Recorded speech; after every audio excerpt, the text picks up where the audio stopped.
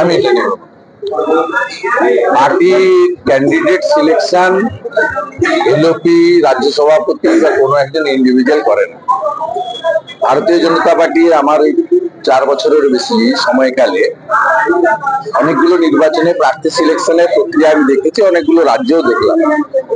তার যে সিস্টেম অনুযায়ী সর্বোচ্চ প্রধানমন্ত্রীর উপস্থিতিতে জাতীয় সভাপতি নির্বাচন কমিটির মাধ্যমে মনোনয়ন দেন, যাকে যেখানে দেবেন সেখানে লড়বেন।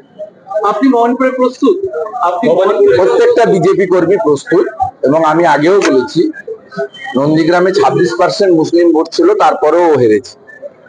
এখানে 80% হিন্দু ভোট আছে, এবং এখানে এমন বেশ কিছু ভোটার আছে যারা রাষ্ট্রবাদকে প্রাথমিকতা দেয় এবং প্রধানমন্ত্রী মোদীজির সমর্থক। আপনারা জানেন না, ভবানীপুরে বিজেপি 2014 সালে একবার লিড পেয়েছিল 185 ভোট। এবারেও প্রায় 8,000 মানুষ ভারতীয় জনতা পার্টির সদস্যতা পত্র নিয়েছে ভবানীপুর বিধানসভা। জায়গাটা খুব একটা কঠিন বলে মনে হয় না।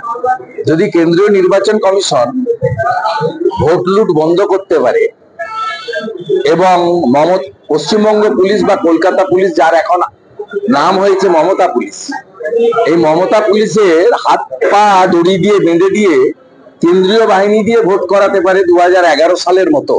আমরা তো 11-র ভোট করেছি, করতে পারে, তাহলে ওখানে আমাকে লাগবে না। যে কোনো একজন ভারতীয় জনতা পার্টির 86 জন অ্যাক্টিভ মেম্বার হয়েছে, এনি অ্যাক্টিভ মেম্বার পদ্মফুল চিহ্নে জিতাতে পারে। আর 26-এর ভোটে আপনাকে বলি, ব্যক্তি ফ্যাক্টর হবে না। এটা হিন্দু, সনাতন এবং জনজাতিদের কাছে অস্তিত্ব রক্ষার লড়াই। কমলে ছাপ মারবে, হিন্দিতে কমল বলে, বাংলায় পদ্ম বলে, ইংরেজিতে লোটাস বলে। পদ্মে ভোট দেবে, আপনাদের সবার বাড়ির ভোট বিজেপি পাবে।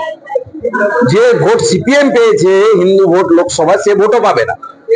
সব হিন্দু বাংলাদেশ দেখার পরে, সরস্বতী পুজোর পরে গত 5 দিনে বারুইপুরে মন্দির ভেঙেছে, উড়িয়েছে। শ্রীরামপুর তমলুকে আগুন লাগিয়েছে।